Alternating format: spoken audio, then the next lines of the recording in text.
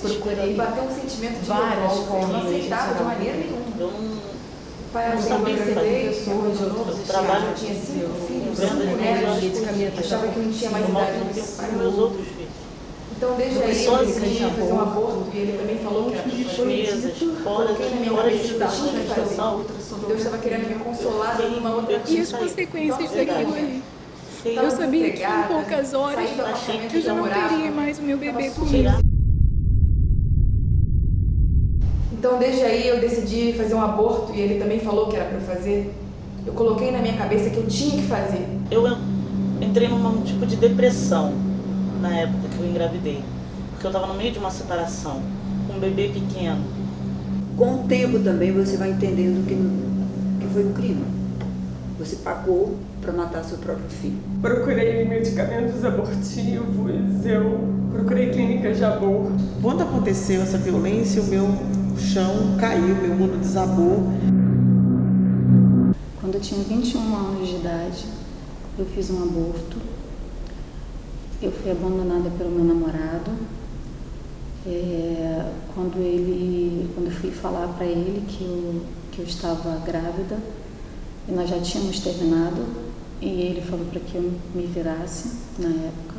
Eu fazia faculdade de administração e as pessoas começaram a falar para mim que ainda tinha muita coisa pela frente, ainda tinha muita vida, não tinha me formado, e fui me deixando conduzir por isso. É um lugar como qualquer, né? Você entra numa clínica, você é chamado, paga.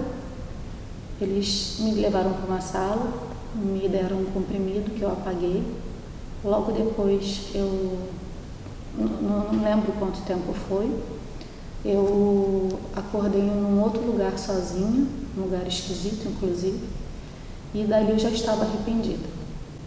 Ali eu já comecei a chorar, ali eu já comecei a me perguntar o que eu fiz, porque eu sempre quis ser mãe, eu sempre quis ter minha família, porque eu não tive a minha família estruturada, né? Então aquilo para mim foi pior ainda, né? Eu tentei me matar, eu não lembro muitas ordens cronológicas, eu fiz terapia e a psicóloga falou que como o trauma às vezes é muito grande, a nossa memória apaga algumas coisas. Passaram uns 2, 3 anos, eu comecei a namorar um rapaz que era católico, a família também. Comecei a ir à igreja, conheci Jesus, aí comecei a fazer retiros e aí eu me arrependi mais ainda. O sofrimento que eu tinha antes, que eu já sabia que era errado, passou a ser pior ainda. E eu não sabia que isso era depressão pós-aborto. Terminamos esse noivado, que foi, eu acho que Deus me trouxe para ele através disso. Conheci meu marido na igreja, fazia parte de um ministério de música. Nos casamos. Eu contei tudo para ele desde o primeiro mês de namoro. Eu não conseguia me perdoar. E o Senhor me falou na hora da comunhão que ali eu estava construindo uma família. Ali ia ser o meu novo. Ali eu ia ter uma nova oportunidade de ter a minha família.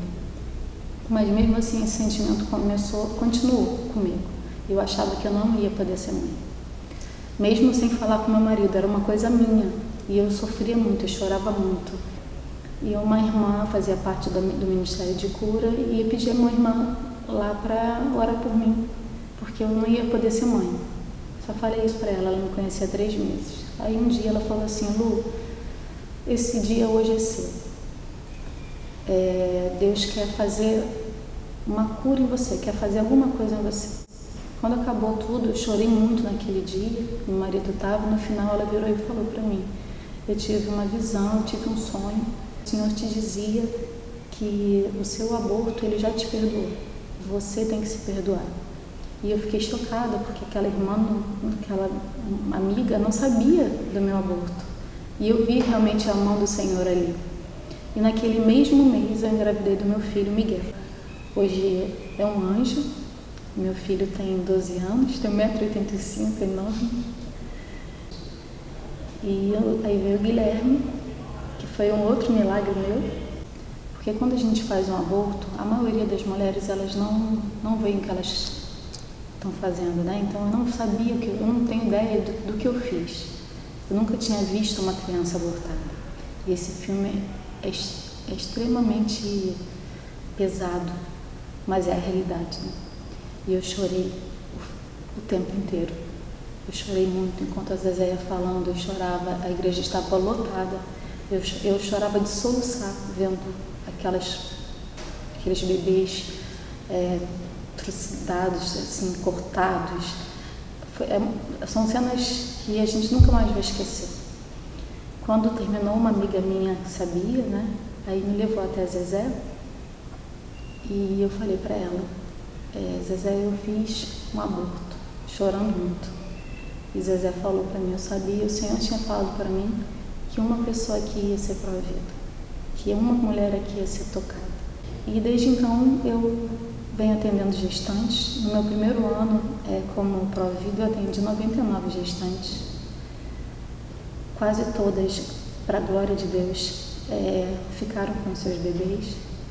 Em 2014 para 2015 eu tive um problema. Eu tenho um filho que hoje tem 18 anos, mas naquela época ele tinha entre 15 para 16. Ele teve uma doença rara. Ele foi desenganado pelos médicos e cada hora era um diagnóstico diferente. Foi um ano muito difícil, um ano de muita luta. Ele internado entre a vida e a morte. E no finalzinho desse tratamento eu já estava bem, ele já estava bem. Eu acabei engravidando. E daí começou uma nova luta na minha vida. Eu não aceitava a gravidez. O pai da criança não aceitou por vários motivos. Primeiro eu achei que Deus estava levando meu filho. Ia tirar a vida dele, por isso estava me dando outro.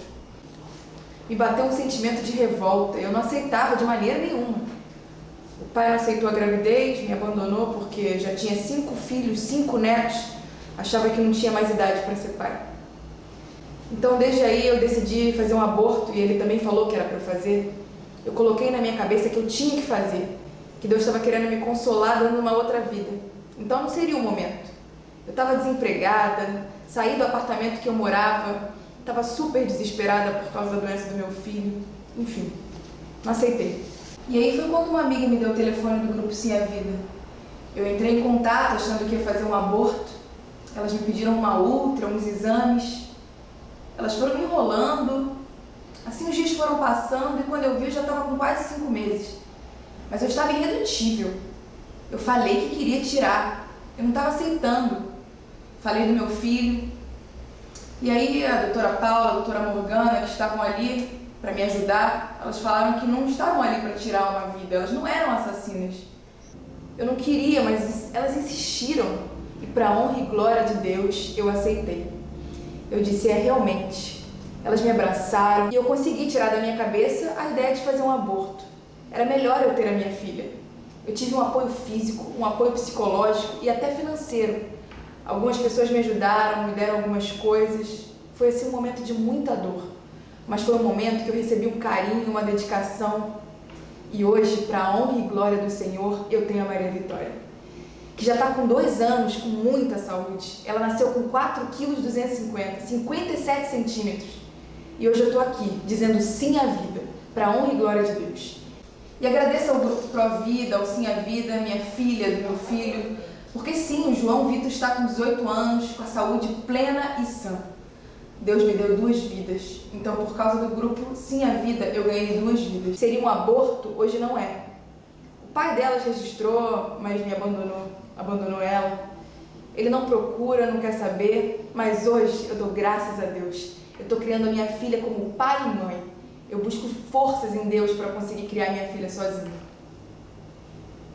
Eu tive a infelicidade de passar por um aborto espontâneo. E foi muito triste, porque foi um bebê desejado, foi um bebê muito querido, mas que ficou o tempo suficiente para ser amado. E essa perda dessa criança, ela trouxe para a minha vida não consequências físicas, mas deixou consequências psicológicas. E quando eu entrei no processo de perda, eu fiquei na cama durante 15 dias, fazendo uso dos medicamentos que o médico falou, e para ver se a gente conseguia segurar aquela gestação. E à medida que o tempo foi se desenvolvendo, o sangramento começou a acontecer, a ficar mais intenso, até que chegou uma noite que 14 horas de contração, 14 horas de dor.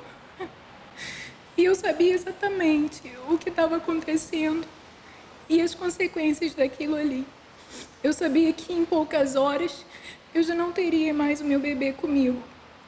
E quando chegou de manhã, eu liguei para o meu médico e ele pediu para que eu fosse até lá, para que ele me examinasse. Quando eu cheguei no consultório, que ele mostrou pela ultra, né, ali a gente já tinha visto e eu já tinha percebido que o meu bebê estava voltando para Deus.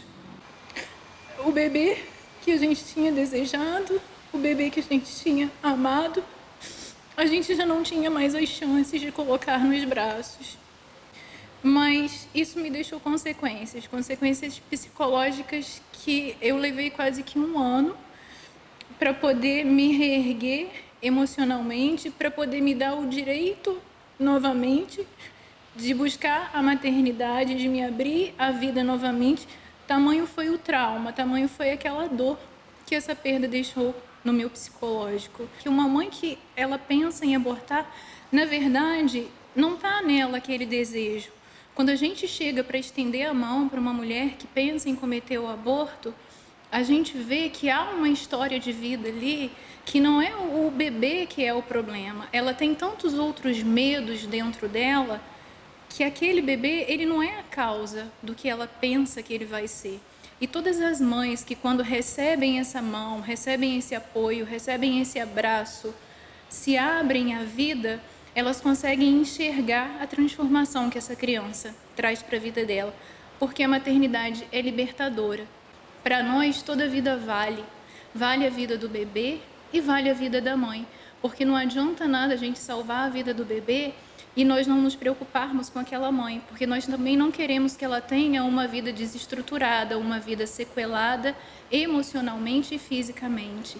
Então, o que uma mãe precisa, e o convite que eu te faço aí do outro lado, não é um olhar julgador, mas é um braço estendido, é uma palavra amiga e é o ombro amigo na hora certa. A Associação Guadalupe é uma entidade sem fins lucrativos que tem a missão de defender a inviolabilidade da vida humana desde a concepção até a morte natural. Nossos valores são norteados, ou melhor, são pautados no acolhimento, na valorização da vida, nos princípios éticos e morais. E na Associação Guadalupe, quando as gestantes chegam, nossa primeira atitude é abraçá-la, acolhê-la, deixá-la que se sinta amada. Na Associação Guadalupe, essas mulheres têm livre arbítrio para decidir o rumo de suas vidas. Mas o interessante é que 80% quando optam pela vida, passam por um processo de transformação interior através das terapias ocupacionais que são oferecidas pela obra. São oferecidas palestras e atividades que são voltadas para a maternidade e que têm como objetivo criar um vínculo afetivo entre elas e o bebê.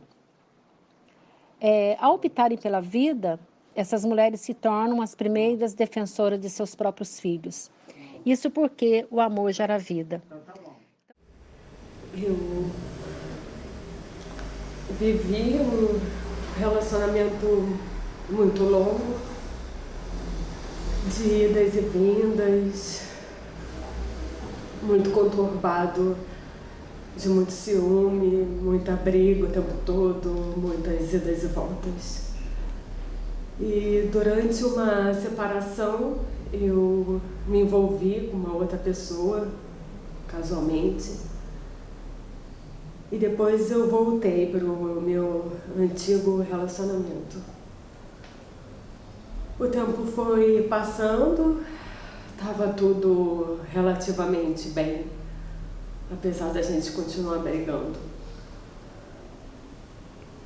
Eu tinha uma função importante na empresa que eu trabalhava.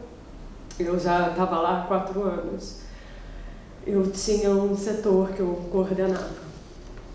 Eu trabalhava até tarde, estava terminando a minha pós, eu queria fazer intercâmbio. Até que eu comecei a enjoar, indo para o trabalho, e eu descobri num teste de farmácia que eu fiz dentro do banheiro do escritório que eu estava grávida. Foi um momento assim desesperador da minha vida, porque eu nunca me imaginava grávida. Ninguém da minha família imaginava isso. Todo mundo achava que eu ia morar fora, estudar fora.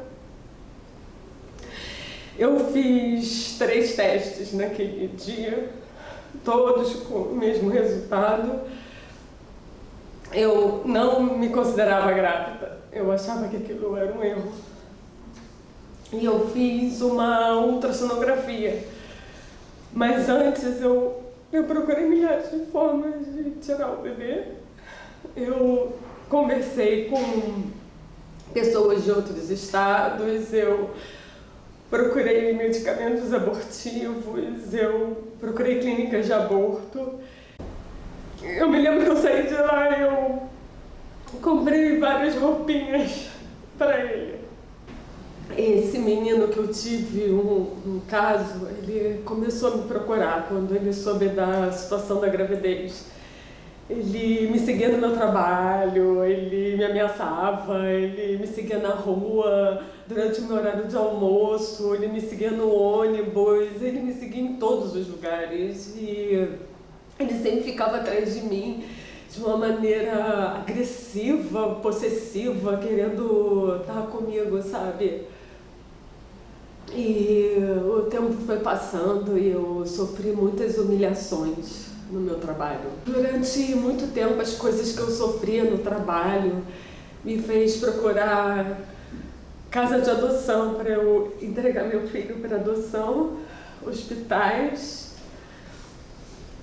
Mas, ao mesmo tempo que eu fazia tudo isso, eu comprava roupinha para ele. Eu me sentia muito sozinha. Eu sou muito sozinha. Eu me lembro que eu falei com meu pai. Ele falou, se você quiser ter, você pode ter. Se você quiser tirar, você pode tirar. Mas se você tiver, eu vou amar muito. Aí eu fui levando a gravidez. Aí eu comecei a passar mal. Comecei a passar mal em casa para ter o neném. E eu precisei fazer uma cesariana de emergência. Eu fiquei muito assustada. Eu comecei a vomitar na sala de parto. Porque quando meu bebê nasceu, ele não chorou. Eu não sabia se ele tinha nascido. O meu namorado, ele viu o meu filho antes de mim. E ele falou, ele não é meu. Ele não se parece nada comigo. Aí quando eu fui para o quarto, eu fiquei sabendo que o meu filho não ia ficar comigo. Que ele estava com dificuldade para respirar, que ele ia ficar na UTI. E o pessoal da ONG veio até mim, me visitou, me deu apoio, me abraçou. E eu consegui ver o meu filho 2 vezes, indo de cadeira de rodas até a UTI. E quando eu o vi pela primeira vez, ele estava lá dentro da incubadora, todo entubado. Eu lembro que eu falei com ele, ele fez assim uma carinha de choro, sabe? Como se ele me reconhecesse a minha voz. E aquilo me abalou muito, muito. E quando eu saí do hospital sem ele, foi um dia muito, muito, muito triste para mim. O meu namorado, na época, pediu o teste de DNA e eu concordei. Ele disse, é só pra gente saber mesmo, eu não vou te abandonar. A gente vai continuar juntos. A gente fez o teste quando meu filho fez 1 mês e depois a gente não quis pegar e depois eu quis pegar e o resultado deu que ele não era filho biológico do meu namorado.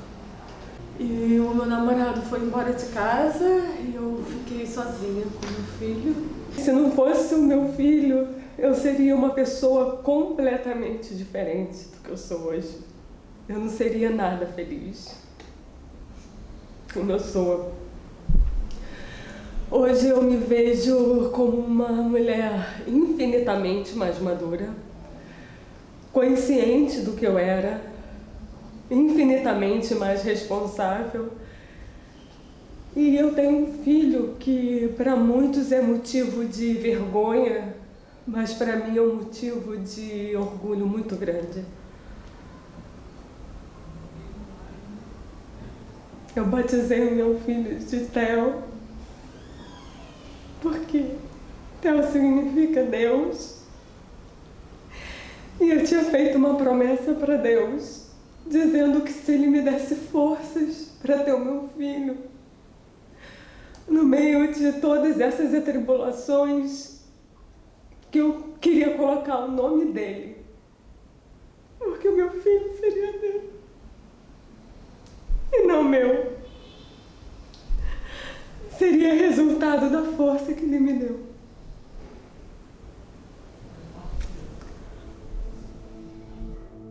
Eu espero por você. Já chegamos ao nosso 7º mês juntos e quero ir com você até o final. Antes de saber que você existia aqui dentro, eu estava levando uma vida normal. Começaram algumas dores nos seios, alguns enjoos com cheiros e uma dúvida surgiu na minha cabeça. Será? Será que eu tô grávida de novo? Meu Deus, eu não quero. Eu não posso. Um teste e lá estava você. Eu não te quis. Eu nunca esperei que você fosse chegar. Só nós dois sabemos de todas as noites que eu passei em claro, chorando, sem saber o que seria da minha vida dali pra frente. Eu sofri muito. Senti que nunca fosse te amar. No 5º mês, eu escutei o seu coração bater pela primeira vez e eu chorei. No meu pensamento, tinha um misto de emoções. Eu fiquei sem saber ao certo o que eu estava sentindo, já que até então eu só queria que você não estivesse aqui. Seu coração bateu forte e eu chorei sem ao menos pensar em alguma coisa. Tive certeza de que você estava bem. Tive coragem para deixar ser invadida por aqueles 148 batimentos por minuto e senti naquele momento que você era um menino. Eu optei por tirar a nossa vida. Eu quis, eu estava me preparando. Foi a pior semana da minha vida. Eu não conseguia comer. Eu só pensava em como iria dar fim na nossa vida. Eu não podia tirar a sua vida e ficar viva. Por isso, tinha que ser algo certeiro para nós dois. Marquei uma ultrassonografia para te conhecer e preciso te contar que foi amor à primeira vista. Estávamos naquela sala, eu, você, o médico, Pietro e a nossa amiga Thaís. Decidi que dali pra frente seríamos nós 3. Independente de qualquer coisa, seríamos nós 3. Hoje não me culpo mais por ter tido aqueles sentimentos, porque o amor tudo supera. Levi, você é bênção na minha vida. E eu achei um dia que não queria ter mais bebê. Mas sim, eu quero ter você. A nossa história é um plano de Deus e estamos aqui hoje por Ele. Eu estou completa, eu tenho 2 filhos que me amam e que eu amo mais que tudo. E o melhor, nós 3 temos um Deus que nos sustenta. Te amo e te espero. Tive uma viagem que a gente fez, eu fiquei grávida nessa viagem E ele já tem uma filha do primeiro casamento, 2 filhos do segundo, e eu tenho uma filha de um outro primeiro casamento de 24 anos. E retornando nessa viagem, nós descobrimos que eu estava grávida. E foi muito difícil, porque a gente sempre trabalhou muito, a gente sempre lutou muito para dar o melhor. E no momento que a gente viu já os filhos criados, em faculdade, se formando, era o momento da gente começar, tipo, descansar um pouco, com preocupação, com tanta responsabilidade, né? E aí a gente ficou nervoso, né? Falei, gente, começar tudo de novo. Eu fui pro hospital, quando o médico falou, assim, meu chão abriu, assim. Eu falei, meu Deus do céu, como é que eu vou contar isso para ele agora? E no início meio que a gente não aceitou. Tentamos vários métodos de remédio, procuramos muitas clínicas aqui. Então não tinha condições de levar adiante. E eu querendo, mesmo sabendo que ia ser muito difícil, né? Eu queria, mas ele não vai dar certo agora, preocupado, né? Aí nisso chegou os remédios, aí eu tomei um e os outros não tomei. Graças a Deus não fez efeito. E nesse meio tempo ele achou as Zezex, né? E falou, olha, você traz as suas ultras, traz tudo que você tem do bebê, que a gente vai se encontrar em tal local, e nesse local a gente vai fazer todo o procedimento. E assim viemos. Eu muito triste, né? Muito mal. Nos encontramos com ela aqui na praça de São Pena, e ela nos levou no Bob's, e ali a gente sentou, e aí ela falou comigo, olha, se você quiser fazer, eu vou te mostrar os métodos que tem. E nisso ela me deu um catálogo. Olha, tem esse tipo de aborto com sucção, tem esse tipo aqui, aquilo ali foi me matando. Eu falei, meu Deus. E aí a gente vai fazer esse aborto, e depois que a gente fizer esse aborto, a gente vai te deixar numa estrada, e aí seu marido te passa, te pega do jeito que tiver e vai te levar. Aí eu comecei a chorar muito, fiquei muito nervosa, falei, nossa, não tem condições. E aí ela começou, por que você está fazendo isso? Aí eu contei essa história, tudo direitinho. Aí ela botou a mão na minha barriga e falou assim, você sabe que seu filho pode ser um médico à cura de um câncer, de uma AIDS, de uma doença? Aí ela começou a conversar muito com a gente, e aí eu falei assim, mas você é de uma clínica? Aí ela nos explicou que ela não fazia parte de uma clínica, que ela trabalhava junto com a Elba Ramalho, e que ela salvava, né, crianças, não deixava acontecer, procurava. Aí ela foi contando a história toda, pegou na minha mão e na dele e falou, olha, tudo que vocês precisarem, a gente vai amparar vocês. A gente não vai deixar vocês sozinhos. Tudo que seu filho precisar, você não vai ficar sozinho em momento algum. E aí, a gente saiu dali assim, decidida a ter. Ela salvou minha vida, salvou a vida do meu filho. E aí a gente saiu dali olhando, seguindo em frente, e eu conversei na praça mesmo, falei com ele, falei assim, nosso filho vai nascer. E eu tenho uma enorme gratidão, nunca a gente vai esquecer o que ela fez pra gente. Porque o Gabriel tá aqui graças a ela. E assim, tá aqui hoje podendo falar, pra gente é um prazer muito grande, é uma maneira da gente poder agradecer o que ela fez por nós. Eu engravidei, de repente, sem estar esperando, tomando um anticoncepcional do posto de saúde. Só que eu tinha um bebê de 8 meses quando eu engravidei. E eu estava no meio de uma separação muito turbulenta. Uma casa, outros filhos, que eu tenho 7. Tudo me sobrecarregando naquele momento. Meu pai doente, com 30% do coração apenas. E ficou muito difícil para mim imaginar mais uma vida na minha mão para me cuidar naquele momento. E aí eu procurei uma alternativa que não é muito legal, uma alternativa que eu nunca tinha procurado antes, até porque eu já tenho 6, achando que seria a solução do meu problema. Desesperador. Porque eu não sabia o que fazer. Eu trabalho com vendas 12 horas por dia. Eu mal tenho tempo para os meus outros filhos. E sozinha, com um monte de despesas, fora as despesas da gestação, eu fiquei num beco sem saída, de verdade. Porque eu achei que realmente tirar seria a melhor opção naquele momento. Eu entrei num tipo de depressão na época que eu engravidei, porque eu estava no meio de uma separação, com um bebê pequeno.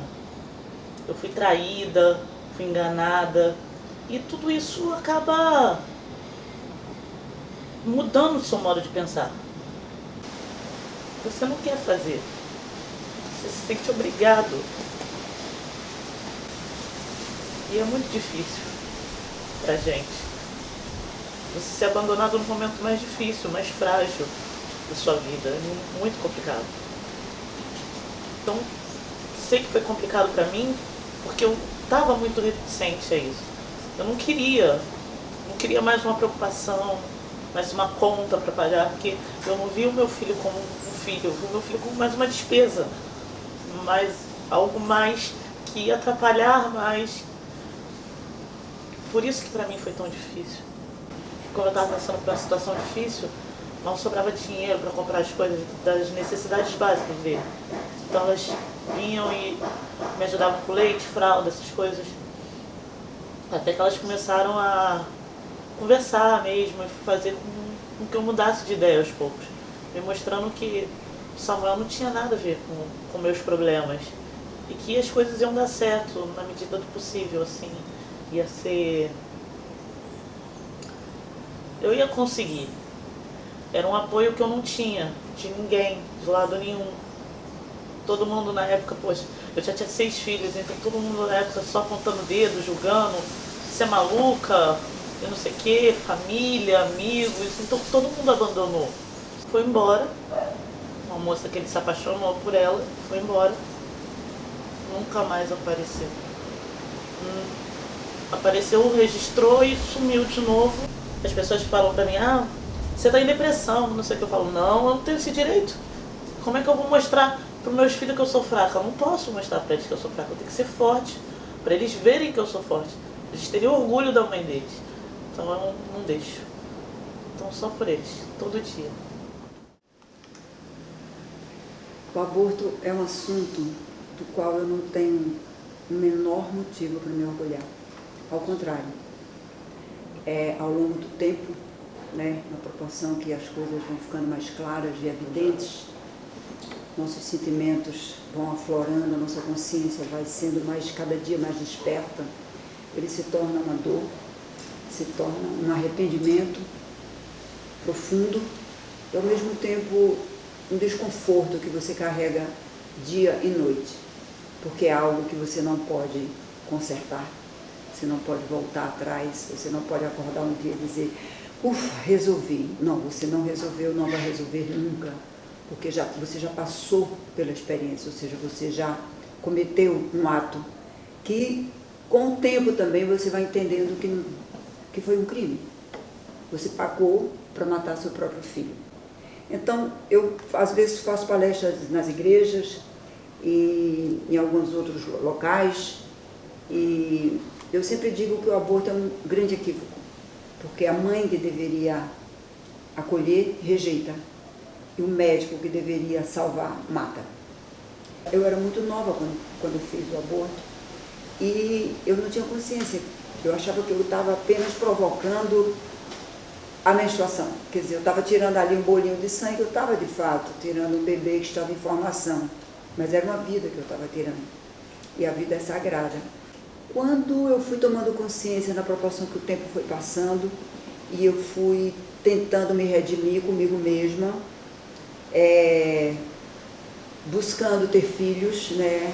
Tive meu filho, foi um presente de Deus, meu filho Luan, e eu senti a importância grandiosa da maternidade. Foi ali que eu me senti totalmente religada com Deus. Eu olhava todo dia para o céu e dizia, meu Deus do céu, que coisa grande e que erro que eu cometi. Mas eu sou humana e eu tinha que buscar a minha redenção. Eu tinha uma grande amiga e ela engravidou. Então, ela disse que ia abortar. E eu fiz de tudo para ela não abortar. Só que um dia ela me escapuliu. eu liguei para a casa dela e a moça falou, ela foi para a clínica fazer o aborto. Eu adentrei a clínica, abri a porta e topei com a minha amiga vestidinha, pronta, com o médico para realizar o aborto.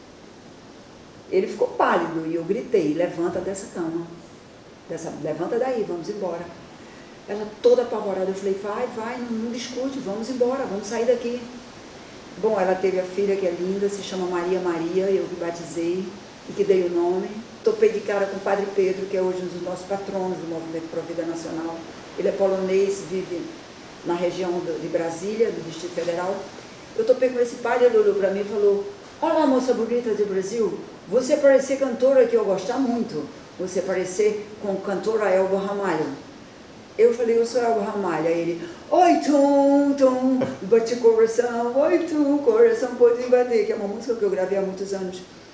E ele olhou para mim e disse assim, eu vou lhe dar uma missão. Isso foi selado, sagrado. Eu fiquei tão assustada, eu falei, nossa, a missão já chegou. Ele tirou um terço que tem contas azuis, que simbolizam as lágrimas, e dentro tem um fetozinho que simboliza os bebês abortados. Eu falei, perfeito. Quando eu chegar lá, eu vou procurar o movimento.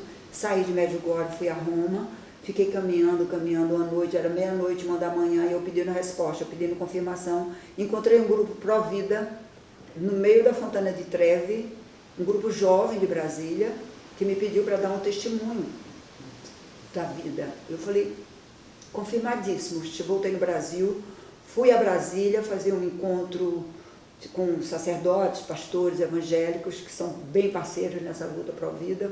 Conheci várias pessoas, conheci a Zezé. É muito pesado, é um fardo muito pesado.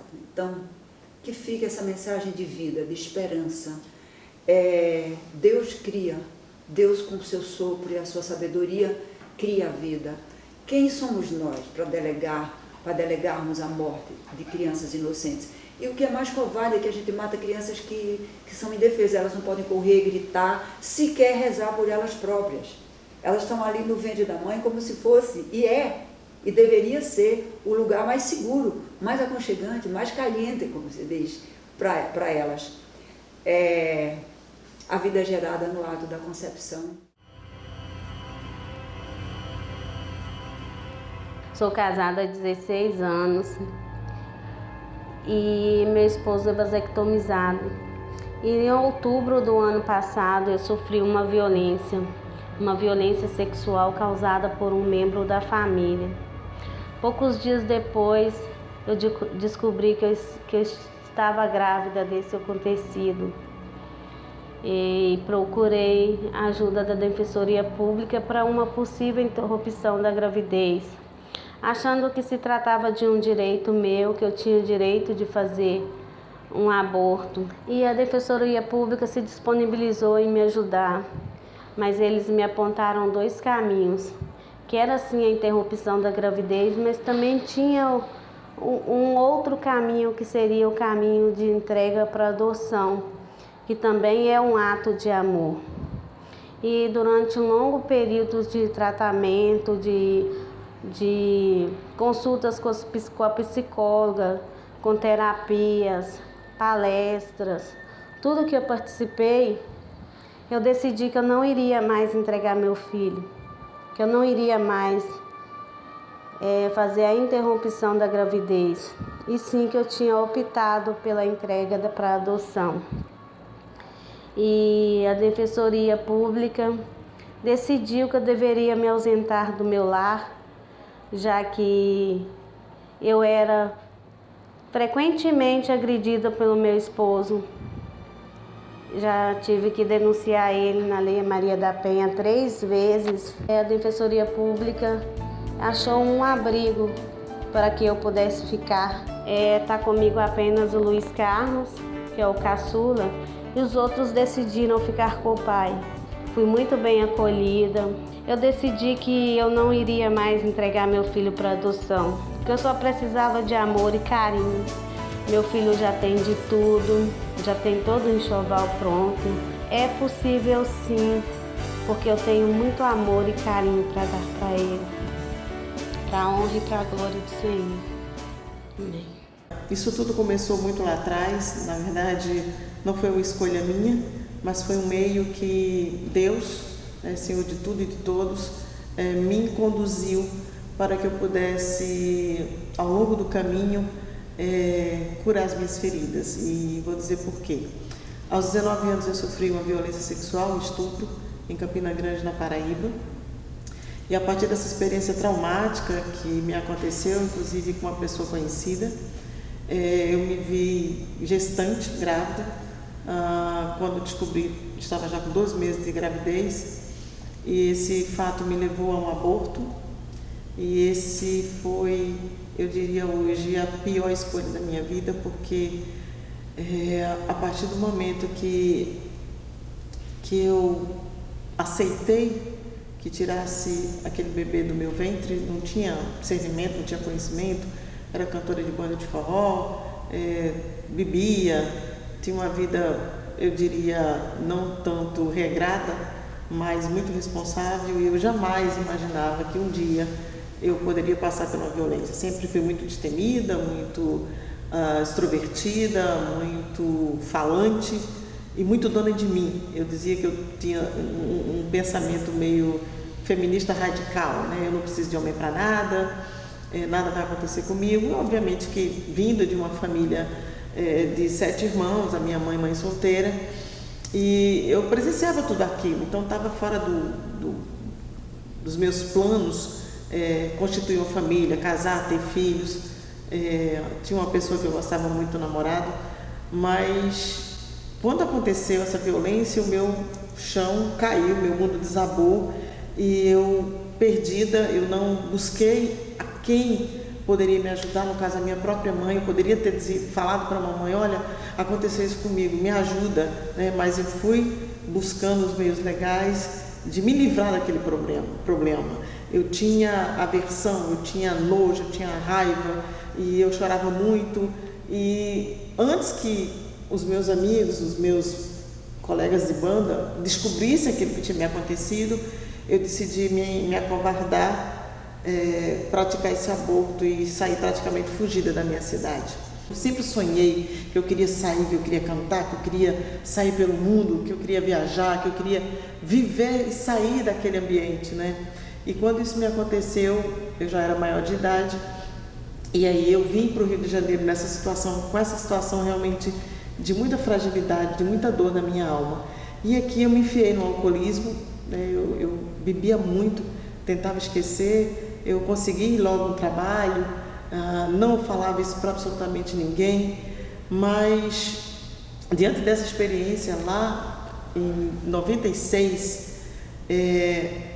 eu tive uma relação, eu fiquei noiva há 7 anos, terminei esse noivado e conheci um rapaz, engravidei desse rapaz que veio a ser pai da minha segunda filha. A minha segunda, porque quem aborta não deixa de ser mãe. Eu sou mãe de uma filha morta, infelizmente. E não queria estar aqui falando isso, queria que minha filha estivesse aqui do meu lado. E quando eu engravidei novamente, eu falei, Deus não me condenou. E foi nesse percurso de muita dor, de muita lágrima, de muito sofrimento, que eu vim conhecer então o Movimento em Defesa da Vida, inicialmente na Arquidiocese do Rio de Janeiro, a partir de um convite que eu recebi de participar de uma comissão em defesa da vida. Eu falei, não sei o que é, mas vou. E foi nesse dia que eu fui impactada também com um documentário chamado Espécie, tem no YouTube disponível, onde ele mostra exatamente o ser humano destruindo a sua própria espécie. E aquilo me chocou profundamente, eu fui muito mexida naquele dia. Eu falei assim, meu Deus, o que é que eu fiz? Mentiram para mim, não foi uma toalha de célula, foi uma pessoa, tiraram o ser humano dentro de mim. Eu matei a minha filha, podia ter salvado essa criança. Mas eu não tive ninguém que me acolhesse naquele período de fragilidade, de dor, de raiva, de ódio que eu estava. Na verdade, o que acontece com as mulheres que são violadas é que elas transportam para o bebê inocente a raiva e o ódio que ela tem do estuprador. E a criança inocente, ela é indefesa, ela não tem absolutamente culpa de nada. Eu só queria que naquele dia eu voltasse lá atrás, naquele ano, e alguém dissesse para mim, olha, 9 meses essa criança nasce, você encaminha para alguém que possa amar, é a coelheira. Você não precisa matar a sua filha. Você não precisa desistir dessa criança. Nenhuma mulher merece ser violentada, nenhuma mulher merece ser descartada, nenhuma mulher merece ser ferida na sua dignidade.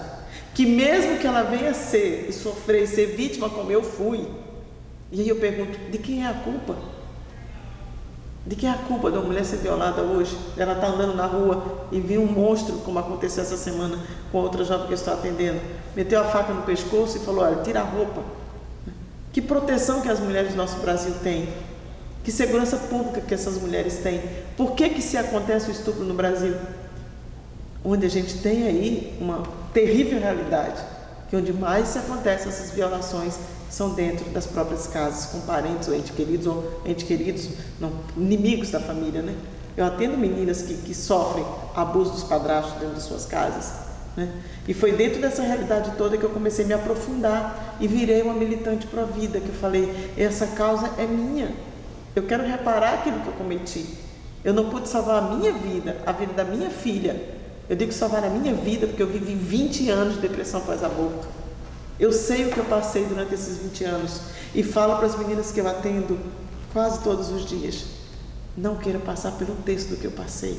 E algo que é muito importante eu mencionar. Durante muitos anos eu escondi isso.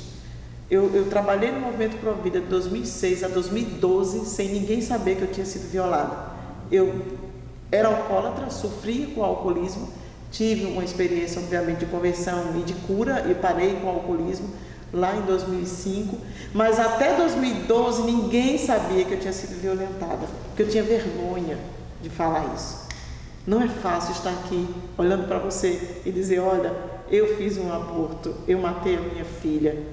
É muito triste isso, porque a gente procura olhar e é só vazio. Eu penso que todas as mulheres que sofreram esse trauma terrível e que hoje estão mergulhadas na escuridão, e não somente as mulheres, mas os homens, eles são autores, eles são coautores, né? Os homens também. Eu falo para os homens, não sejam covardes, não abandonem uma mulher. O que me incomoda não é o barulho dos maus, mas o silêncio dos bons. Nós silenciamos, nós temos medo, nós precisamos ir realmente aonde? Na periferia, buscar essas mulheres, ajudar essas mulheres, cuidar, os pais cuidarem das suas filhas, as mães orientarem as suas filhas, mulheres, e os meninos, para que eles também tenham responsabilidade. E nesse decorrer a gente vai percebendo que o ser humano está ficando insensível. Mas quando a gente mostra a realidade do que é, mas não é isso que eu quero, é isso sim. Você está procurando exatamente isso. O aborto é isso aqui. Está vendo o que vai acontecer com o teu filho? E o que pode acontecer com você? Então eu conclamo o país inteiro, e principalmente os grupos e movimentos que pensam o contrário, que acham que a liberdade sexual ela é algo que vai fazer com que a mulher possa engravidar e abortar no dia seguinte, e aí engravida de novo, e aborta de novo, e mata de novo. Não está se preocupando com a saúde da mulher, infelizmente. Então nós precisamos agir logo, porque todos os dias acontecem, todos os dias morrem milhares de crianças no mundo por um grupo de pessoas que não pensam no ser humano, que não pensam no outro, que não quer dar a possibilidade do outro contemplar a natureza e viver. Então a minha filha eu não pude salvar porque eu não tive esse amparo e essa ajuda, mas enquanto eu tiver vida eu vou gastar para que muitas vidas sejam salvas. Então vamos cuidar das mulheres como um todo, vamos defender a vida das mulheres desde a concepção. Não vamos esperar essas mulheres nascerem para dizer que elas têm valor. Vamos valorizar a família e vamos dizer para uma gestante grávida em situação de risco, ou até mesmo as adolescentes, que elas não estão sozinhas, que quem é culpado não é o bebê que está no seu ventre. Que a gente possa dar oportunidade de ter uma nação que diga assim, essa é uma nação cujo hino nacional tem Pátria Mãe Gentil. Então que nós possamos viver esse país com progresso na ciência, na educação, na saúde, na segurança pública, onde o cidadão tem o direito de nascer e de sobreviver e de viver com dignidade, porque é isso que rege a nossa Constituição brasileira. Artigo 5º da Constituição de 1988. A vida humana é um direito inviolável. Então, se naquela época que eu estava grávida, alguém do Provida fizesse o que nós fazemos hoje com as gestantes, certamente não ia ter abortado. É tanta dificuldade que a gente passa, mas nunca desista, nunca pense em fazer isso. Nunca pense em fazer um aborto, nunca pense. Porque isso aqui, olha, isso aqui é a melhor coisa do mundo, o melhor presente de Deus. E a gente tem que amar e vem abençoado. E a gente dá conta mesmo. E esse aqui é o Samuel, tem 8 meses. É a minha alegria, meu baixinho, apelido popular lá na rua Papatinho. Meu amor, tchau. Por mais que toda mulher diga que não tem o desejo de ter um filho, uma hora ou outra isso vai aflorar dentro dela. É algo sublime, é uma coisa que a gente não consegue explicar. E é um absurdo hoje em dia a gente precisar defender a vida. Desde que o mundo é mundo, a gente sabe que a vida é um direito natural e a gente ainda encontrar pessoas que, em nome dos direitos humanos, querem defender o assassinato de bebês. O mundo precisa entender que enquanto existir aborto, na quantidade que existe, não importa mais se é um, são milhões de crianças abortadas todos os anos, o mundo não terá paz. Eu tenho certeza, eu repito as palavras de Maria Teresa de Calcutá, e ela disse: se o mundo parar com o aborto, as guerras vão parar, as catástrofes naturais também vão parar. O aborto é um crime hediondo que fere o coração de Deus. Eu duvido que qualquer criança, mesmo fruto de um estupro, não tenha uma gratidão eterna pelaquela mãe biológica que deixou que ela nascesse. Nós temos uma rede nacional em defesa da vida e da família. Nós trabalhamos hoje com 3 vertentes, que é o acolhimento à gestante, a conscientização do aborto no Brasil e trabalhando para que haja políticas públicas que venham defender a vida. Nós queremos um país que proteja a vida humana desde a concepção até a morte natural. Eu sou pela vida, eu defendo a vida. Pela vida. Pela vida. Pela vida. Pela vida. Pela vida. Pela vida. Pela vida. Pela vida. Chega de sangue inocente derramado nesse planeta azul.